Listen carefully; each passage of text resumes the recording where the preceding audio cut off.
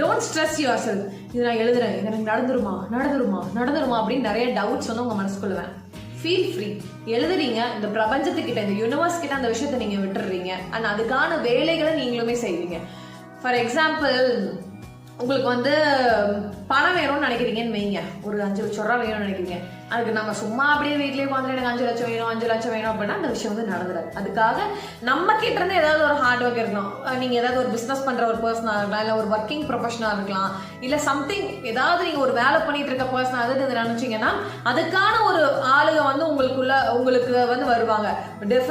சடனா வந்து உங்களுக்கு ஒரு கிளைண்ட் வரலாம், புது கிளைண்ட்ஸ் வரலாம், அவங்க மூலியமா உங்களுக்கு நிறைய லாபம் சம்பாதிக்கிற மாதிரி வரலாம், நிறைய வெண்டர்ஸ் உங்களுக்கு வந்து கிடைக்கும். அந்த மாதிரிதான் வந்து நடக்கும். ஸோ இதுல வந்து நம்மளோட ஹார்ட் ஒர்க்கும் நம்மளோட ஸ்மார்ட் ஒர்க்குமே இதுல வந்து இருக்கு. நம்மளும் ஏதோ ஒரு நம்ம சைட்ல இருந்து ஏதாவது ஒரு பண்ணணுமா இருக்கலாம். ஸோ ஸ்ட்ரெஸ் பண்ணிக்கவே கூடாது. எப்பயுமே நடந்துருமா டவுட் பண்ணவே கூடாது.